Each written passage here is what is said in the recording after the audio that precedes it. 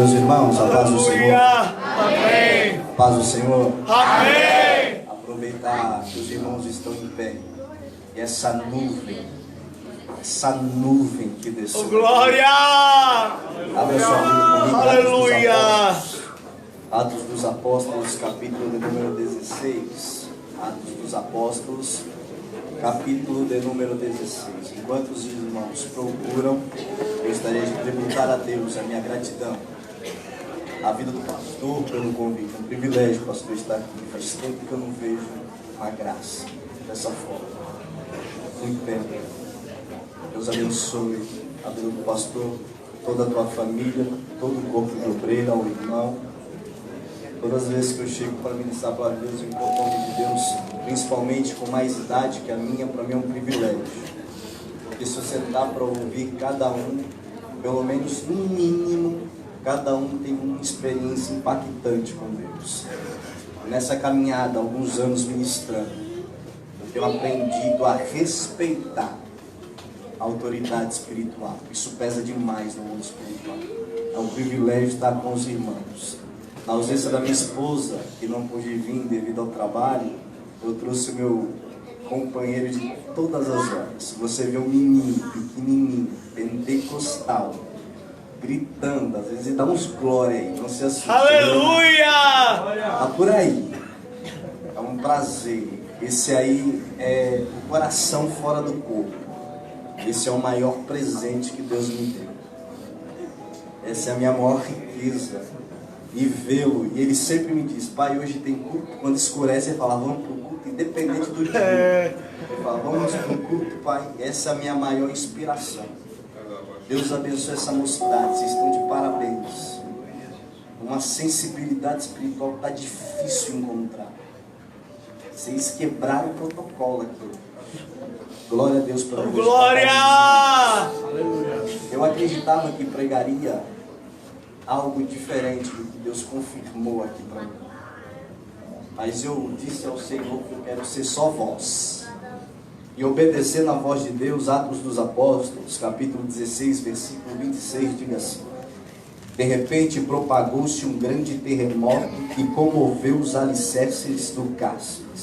E instantaneamente todas as portas se abriram e foram soltos todos os grilhões. E você diga amém. Amém. Você está glorificando o Senhor. Glória a Deus.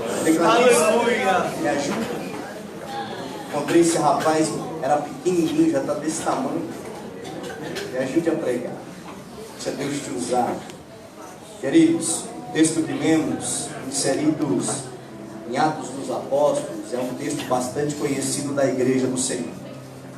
Se eu perguntar aos irmãos, não precisa nem ser um grau muito profundo, teologicamente falando, para os irmãos me citarem um personagem bíblico, especialmente em Atos dos Apóstolos, eu tenho certeza que de 0 a 10, 8 vão falar sobre Paulo. Paulo é o principal personagem que Atos vai abordar. Mas quando eu olho especialmente para o capítulo 16, especialmente para o versículo 26, eu vejo uma projeção profética de Deus à igreja. O que é uma projeção profética? É Deus usando o presente para ensinar algo no futuro. É Deus usando algo na tua história hoje para ensinar alguém amanhã. Oh, glória! Quando eu olho em Atos dos Apóstolos, eu consigo entender que de fato Deus não olha como um homem olha. Quando eu olho para Atos dos Apóstolos, eu entendo de fato quando Deus olha para Jessé e fala: não olho como olha um homem. Eu não olho para a aparência, mas eu me atento ao coração. Por quê? Porque Atos dos Apóstolos vai falar de Paulo, mas o que mais impacta a minha alma é algo que Deus vai fazer. E para entendermos isso, precisamos voltar a alguns capítulos, propriamente no capítulo 7 do mesmo livro, versículo de número 58, vai falar acerca de um dos maiores pregadores. Eu quero dar uma exageradinha, dizer que, na minha opinião, foi o único pregador que a terra viu, que testemunhou foi o único ministro de Deus que pregou um sermão e fez com que o próprio Jesus se levantasse do trono para ouvir o que ele estava pregando. Atos 7,58 vai dizer que Estevão é este homem de Deus, um homem de arte. A Bíblia vai dizer que Estevão é a voz do Evangelho neste período. E a função de Estevão é a minha e a tua, fazer o id. Se você estudar o texto um pouco mais a fundo, nós vamos perceber que esse Evangelho que Estevão está pregoando nesta época está causando incômodo às pessoas que usavam o Evangelho como forma de ganho. Por que não falarmos de dois tipos ou dois grupos de pessoas? A primeira, os fariseus, e o segundo são os escribas. Se você lê o livro História dos Hebreus, você vai ver que neste período, mais propriamente, no capítulo de número 7, quando Estevão levanta como uma voz profética para pregar um evangelho que transforma, ele bate de frente com os fariseus da época. Você vai ver que aquela mensagem pesada de Estevão começa a incomodar a sociedade, pessoas que usavam a palavra distorcidamente para ganhar lucros financeiros. O texto vai dizer que no capítulo de número 7, Estevão está cercado em uma multidão. A multidão está lançando vozes, palavras de ofensa. Se eu estivesse lá, certeza que eu ouviria a palavra mate-o, ou acerte-o, ou cale a boca de Estevão. Por quê? Porque no capítulo 7, a partir do versículo 58, vai dizer que Estevão está sendo apedrejado. Estevão está depositando as suas vestes. Isso é um negócio interessante. Por quê? Porque quando Estevão está sendo apedrejado, pastor, o texto vai dizer que quando ele cai sobre o seu joelho, ele olha aos seus olhos para cima do céu. E ele contempla o céu rasgando no meio, ele avista um trono e o próprio Cristo se levantando para ouvir ou ver a necessidade de Estevão. Naquele exato momento, ou naquela multidão, tinha um rapaz por nome Saulo de Tarso. Para nós entendermos isso daqui, Saulo fazia parte daquela multidão que estava apedrejando Estevão. A função de Saulo era se levantar contra todos aqueles que pregavam este tipo de evangelho que não fosse a lei que Saulo cria. Então o texto vai dizer que quando Estevão é apedrejado, as suas vestes são depositadas aos pés de Saulo. Quem é Saulo, irmão Alisson? Atos 26, versículo 10, vai dizer que após a morte de Estevão, esse Saulo vai assumir uma posição importante na sociedade. Qual é a posição? Ele será o líder número 1 da perseguição aos cristãos. Ele vai receber autoridade para liderar as perseguições. Para você ter uma noção desse texto, Saulo vai ser um líder. Ele vai fazer reuniões na tua casa. Ele vai falar para os seus seguidores a forma de perseguir a igreja, a forma de calar a boca dessa igreja, porque ele cria que matando um líder que era Estevão, a igreja ia desanimar. Mas eu tenho uma notícia nessa noite: para cada levante do inferno, o céu tem uma resposta. Para cada pedrada que o inimigo dá na sua vida, na tua chamada, o céu tem uma resposta. Para cada levante que o inimigo tem contra a tua família, o céu tem uma resposta. Eu posso ser arrebatado, Deus pode arrancar o meu ar neste exato momento, mas a igreja não para, a igreja não cessa. O inimigo tentou, arrancamos a vida de Estevão e a igreja vai se espalhar, mas Deus estava dizendo: a minha obra não para e ela é contínua. O texto vai dizer que quando ele se torna livre, Atos 9, versículo 1, Saulo é totalmente atribulado. O capítulo 9, versículo 1 vai dizer que ele respirava e ameaça a morte contra a igreja. Era mais ou menos assim: se ele passasse na frente de um lugar e estivesse dando culto, ele invadia esse ambiente, ele matava todos aqueles que estavam adorando a Deus, porque a função de Saulo era perseguir a igreja do Senhor. Pastor, eu vou ser claro e sincero: se eu sou dessa época e eu faço parte da igreja, o medo tomava conta do meu coração. porque eu não ia me sentir tranquilo para cultuar o Senhor. Imagine os irmãos entrando dentro da igreja sabendo que tem um perseguidor disposto a fazer qualquer coisa para arrancar a adoração do teu lábio, do teu coração e da tua vida. A função de Saulo é essa: perseguir a igreja. Gálatas capítulo 1, versículo de número 13, vai dizer que ele perseguia porque ele acreditava que fazer isso ele estava preservando a lei. Por quê? Porque a palavra que foi pregada outrora para o Estevão era contra a lei, batia de frente contra a lei. A lei dizia mate-o e a graça dizia misericórdia. A lei dizia aponta, mas a graça diz eu perdoo. A lei dizia crucifica, mas a graça diz eu guardo ele debaixo da minha mão. A perseguição ou a lei dizia não tem jeito, e a graça dizia pra mim tem jeito. Quer que eu lhe prove? O texto vai dizer que uma mulher pega no ato de adultério. Os fariseus, os escribas, pegam aquela mulher pelo braço, pastor, arrastam aquela mulher pela praça pública. É um ato de humilhação. A intenção deles era fazer com que Jesus pregasse contra a tua própria palavra. Olha que interessante. Quando a mulher pega no ato de adultério, ela é pega pelo braço, ela é arrastada pela praça. Jesus está descendo do monte. Alguém avista Jesus e fala: ei Jesus, tu não fala que é o Cristo? Tu não fala que é graça?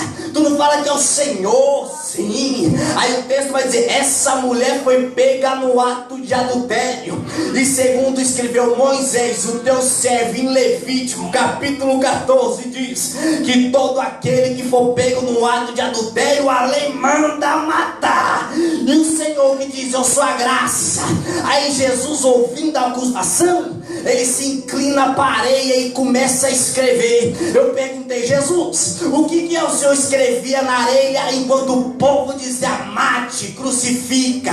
Aí Jesus me disse: enquanto o povo dizia crucifica, eu escrevi a história dela na areia. É mais ou menos assim: alguém olha para você e fala não tem jeito, aí Jesus escreve tem jeito. Alguém olha para você, a tua família não tem jeito, e Jesus escreve tem jeito. Ô pregador, eu não entendi ainda o que Deus está querendo dizer. Deus está te dizendo assim: a tua história quem escreve sou eu, a última palavra ainda é minha. O inimigo está dizendo mate, mas nessa noite é noite de graça, e a graça de Deus invadiu esse tempo. E Deus está me dizendo: eu estou abraçando alma, coração, eu estou abraçando projeto, eu estou abraçando sonho. Enquanto você ergue a tua mão, Deus está me dizendo: é noite de graça, graça, graça.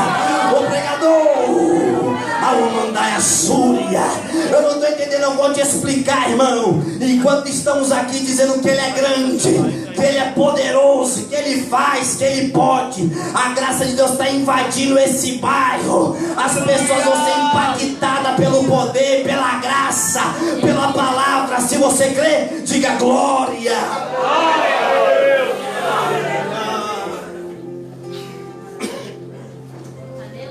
Deus glorioso, aleluia.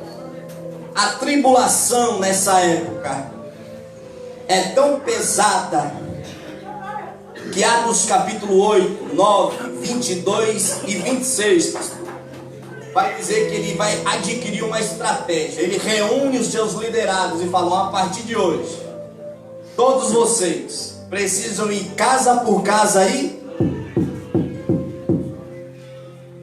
intimide-os. Não basta só eles saberem que está proibido. Bate, abra a porta e o intimide. Estava difícil cultuar este Deus grande. Estava difícil cultuar a este Deus a qual servimos. Mas eu disse aqui, para que cada afronta do inferno, o céu tem uma resposta. Quando eu olho essa situação, quando eu olho para a vida de Saulo, eu percebo que de fato o trono de Deus está no controle de tudo. Por quê? Porque humanamente falando, Saulo é atribulado demais. A minha oração era para que Deus matasse Saulo. A minha oração era para que Deus tratasse com Saulo e fulminasse Saulo. Mas Deus não faz como um homem imagina. Por quê? Porque Deus está no controle de tudo.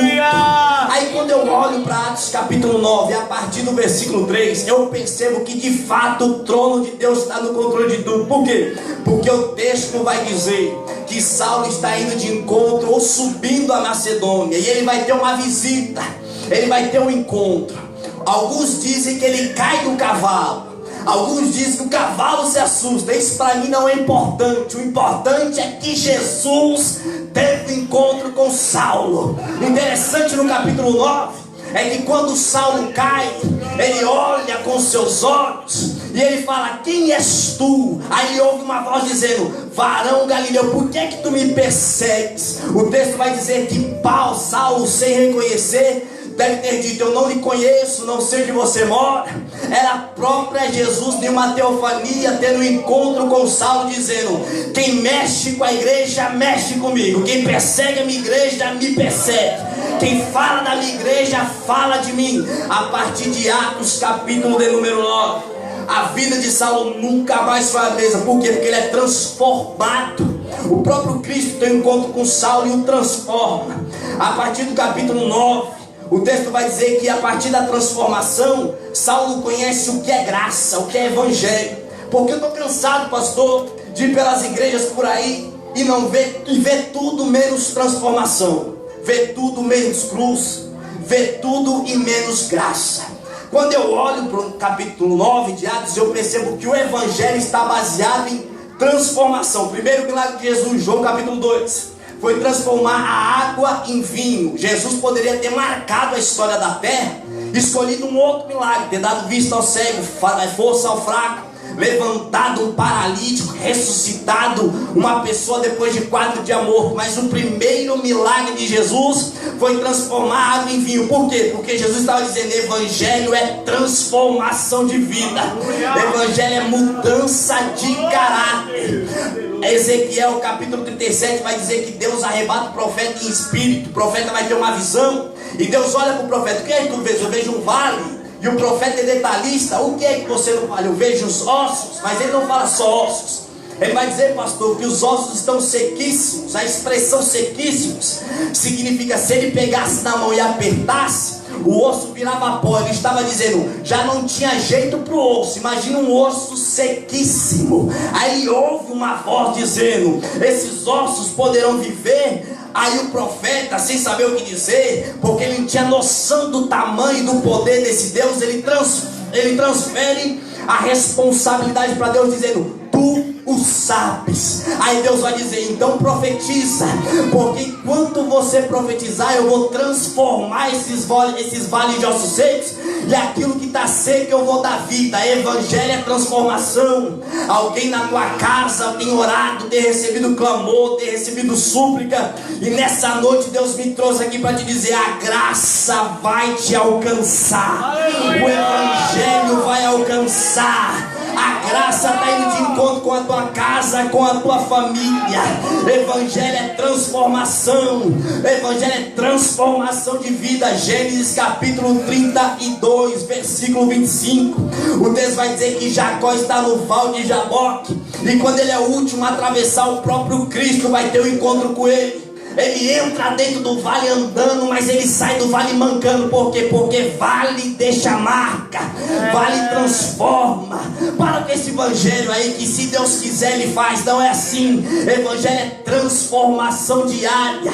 Evangelho é transformação na minha e na tua vida. Deus me disse, pastor, que nessa igreja o projeto principal de Deus é transformação, é salvação de alma. Alguém pode ficar triste porque quer ver o paralítico andar. É bom, mas a autoridade, a graça de Deus, o projeto de Deus é a graça alcançar esse bairro, essa rua, e as pessoas serem abraçadas pelo poder de Deus. Eu creio nesse mistério, Jesus. Ai, irmão, Paulo conhece a graça. Capítulo 16 que lemos. Quando Paulo é transformado, Saulo é transformado por essa graça, Deus dá um novo nome, Paulo. O texto vai dizer que ele faz 4 viagens missionárias. Capítulo 16 que lemos, vai dizer que a Macedônia era dividida depois da conquista do Império Romano. dividido em dois lados. A primeira, Tessalônicas, e a segunda, Filipos. Atos capítulo 9 vai dizer que Deus vai dar uma visão a Paulo. No capítulo 16, o anjo vai se apresentar a Paulo pedindo que ele atravessasse a Macedônia para que ajudasse os irmãos da Macedônia. Eu fui entender isso. E a Macedônia neste período é conhecida como a terra da feitiçaria. Ninguém queria ir para a Macedônia. O texto vai dizer que em uma teofania o Cristo manda Paulo ir até a Macedônia, e quando ele chega lá, ele é preso. E é aqui que eu quero pregar. Nós sabemos que Paulo é preso, que ele toma 37 chibatada. Mas nesse exato momento, Deus está capacitando a igreja com dois tipos de armas infalíveis. O texto vai dizer que quando eles estão presos, eles clamam ao Senhor e eles adoram ao Senhor. Isso é interessante, porque quando falamos de clamor e de oração, são dois atributos ou duas funções que não é tão falada nos cultos ultimamente. Inventamos de tudo. Tem a fogueira branca, subiu um monte 80 vezes. Tem o culto do branco. Mas o que de fato traz e transforma o evangelho, ou traz a presença de Deus, é a adoração e o clamor. O texto vai dizer que o povo clamou. Tiago capítulo 5, versículo 11. Vai dizer que a oração de um justo pode muito em seus efeitos. Eu imagino que Paulo e Silas, um olhou para o outro, começaram a clamar, e alguém deve ter dito: Paulo ou Silas, estamos clamando há muito tempo, precisamos atrair a presença desse Deus. Aí o texto vai dizer que eles adoram. Adoração. Salmo 77, versículo 16. Vai testemunhar o que Deus fez no Mar Vermelho. Por quê? Porque quando eles estavam adorando, eles ouviram um terremoto. Eu poderia falar sobre o trono de Deus, mas eu queria falar que a adoração ainda move a mão de Deus. Alamandoraias. Tem pessoas aqui precisando de um milagre, e às vezes nos apegamos ou queremos que Deus levante o profeta. Levanta o profeta, Deus, para falar comigo. E Deus me disse: Alisson, diga à minha igreja que eu estou capacitando a minha igreja com duas armas infalíveis. A primeira, o clamor. O clamor ainda abre porta. Glória a Deus. A segunda, a adoração. Aleluia. A adoração ainda provoca terremoto. E Deus me disse: Alisson, diga à minha igreja que eu estou dando a eles duas armas infalíveis para atrair a minha presença. E essa moça que louvou por último agora, Deus confirmou de uma forma espetacular. O projeto de Deus para mim, para a tua vida nessa noite específica, é que você não espere que o profeta se levanta e venha falar para você. É que você atraia a presença de Deus. O segredo da igreja, o segredo ainda do crente é atrair a presença de Deus. Ezequiel capítulo 1, Ezequiel capítulo 2, Ezequiel capítulo 10, Ezequiel capítulo 28. Vai dizer que na eternidade, quando Satanás é lançado nas regiões celestiais, porque ele quis assentar-se no trono e ser semelhante ao Altíssimo, a Bíblia diz que no princípio, ou na eternidade, não tinha adoração. A adoração se chamava pedras afogueadas. A função de luzeiro de Satanás era ir nas congregações dos anjos, pastor, pegar as pedras afogueadas e apresentar até o trono de Deus. Deus percebeu que estava faltando pedras. Ezequiel capítulo 1, 2, 10, 28, leia.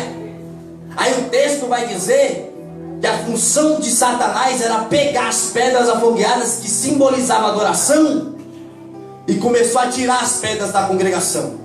E Deus não divide glória. Deus não divide glória.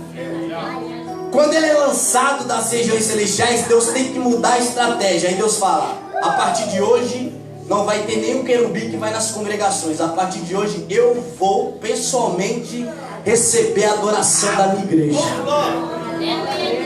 A Bíblia vai dizer que quando a igreja está adorando o trono de Deus com as suas rodas, estão se movimentando, e o próprio Deus com o seu trono, ele vai receber a adoração da igreja. Era isso que Paulo tinha convicção. Estamos presos, nada dá certo, mas se atrairmos a presença de Deus, Deus vai passar com o seu trono e vai abrir as portas. Quer que eu te prove? A Bíblia vai dizer que Deus olhou para Moisés. Moisés está preocupado.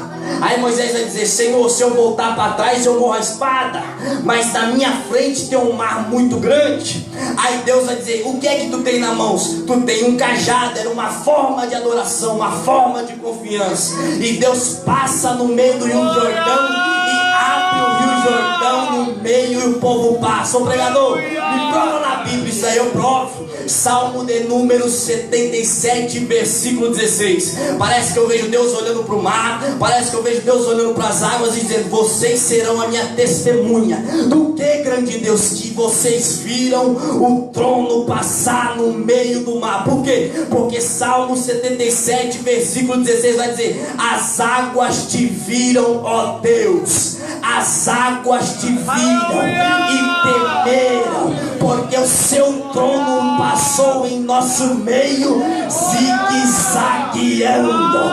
É noite do trono de Deus passar aqui no Marilena. É noite do trono de Deus passar nas biqueiras. E se ele passar, a biqueira fecha. Se o trono passar, uma fecha. Se o trono passar, tem salvação. Se o trono passar, tem cura. Se o trono passar, tem providência. Se o trono passar, tem resposta. Se o trono passar, tem milagre. Quantos acreditam nisso?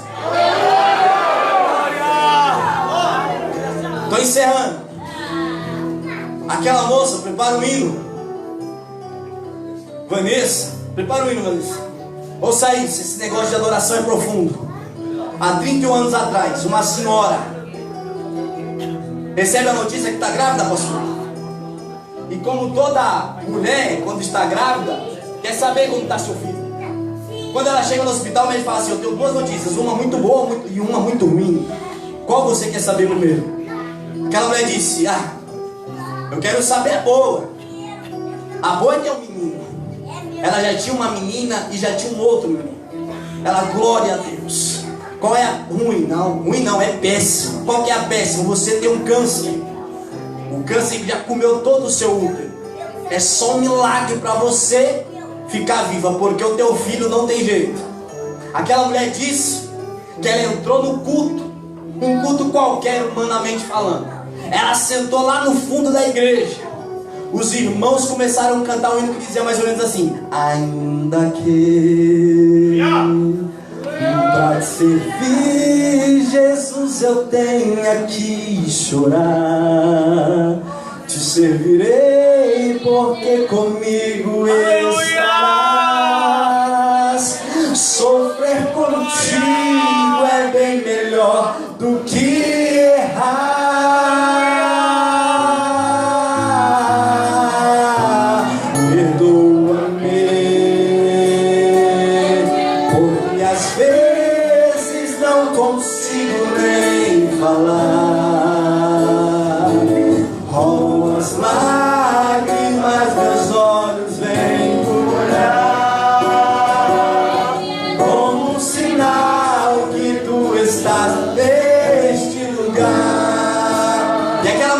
Começou a cantar este hino. Ela sentiu uma presença de Deus muito forte. E a igreja sem entender nada. E ela sentiu uma agulha entrando na sua coluna. E ela gritou dizendo: eu fui curada. No dia seguinte, pastor, essa mulher disse que foi no hospital por nome Pio XII, que ficava aqui no Pinhal, próximo aqui. Ela encontrou o doutor por nome Enzo. Ela: doutor, eu preciso que o senhor me examine de novo. Meu amigo teve encontro comigo essa noite. E onde meu amigo passa, ele passa com o trono. E onde passa o trono, tem milagre. Aleluia! Glória! Aleluia!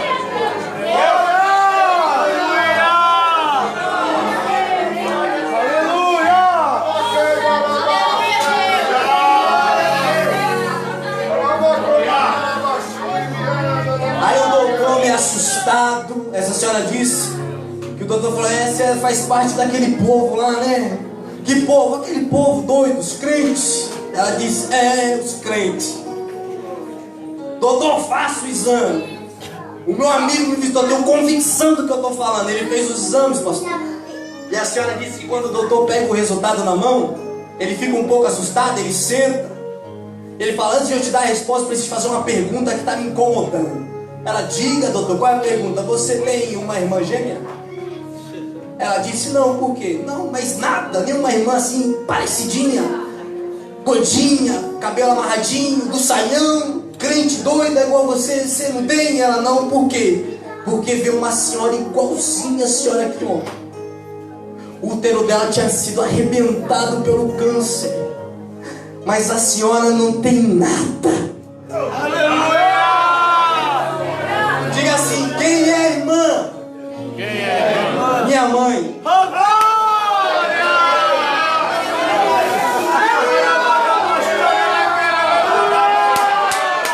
Se você tivesse entendido, tinha dado um glória mais alto para Jesus. Pergunte assim: e cadê o filho? Está aqui falando para você que onde o trono passa, tem milagre, tem providência. Vem, Vanessa, louvar a Deus. Fique de pé, dê a mão para esse irmão que está do teu lado. Você vai esquecer do teu problema. Você vai atrair a presença de Deus com a tua adoração, porque é noite de milagre. Deus está me dizendo: é noite de milagre, é noite de resposta, é noite de providência. Dê a mão para esse irmão que está do teu lado. Você vai esquecer do teu problema. Você vai dizer: adore a este Deus comigo, porque o trono está disposto a passar. Deus está me dizendo: o céu já está aberto. O céu está aberto. O céu está aberto. O céu está aberto. Assim diz o Senhor para a tua vida: sou eu, Deus, que tem os meus caminhos na tormenta. Sou eu, Deus, que ainda mudo a direção da tua vida.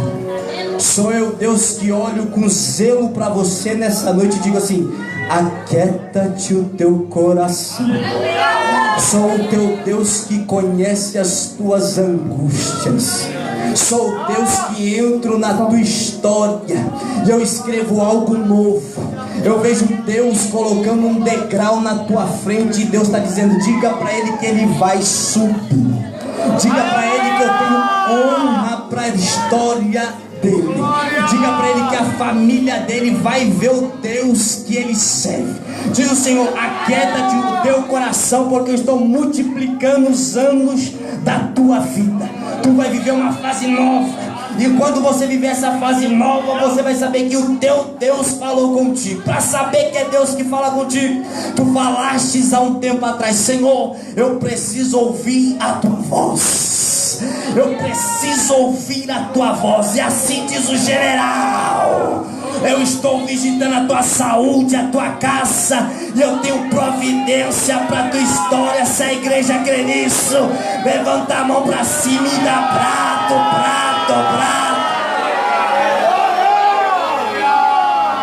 A igreja que crê em revelação, diga: eu creio.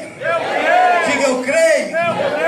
Ouça isso, Deus está me dizendo: Alisson, diga para a minha igreja que por essas portas vão passar traficantes. Diga: eu creio. Por essas portas vão passar usuários de droga. Diga: eu creio. Vão passar, vão se encurvar diante da minha presença, porque minha graça vai abraçar essa igreja.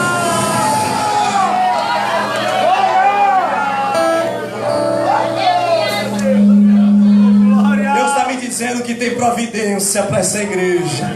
Pode louvar, Vanessa. E quando você louva, o céu está escancarado para a tua vida, para a tua família. E quando você mergulha nessa graça que está essa igreja, o céu está disposto a ressuscitações. O céu está disposto a dizer: eu estou contigo.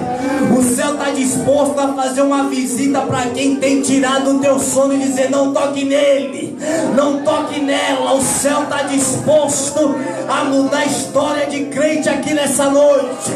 Enquanto você adora esse Deus grande, o céu está disposto a tirar esse ponto final que Satanás tentou pôr na tua história, colocar uma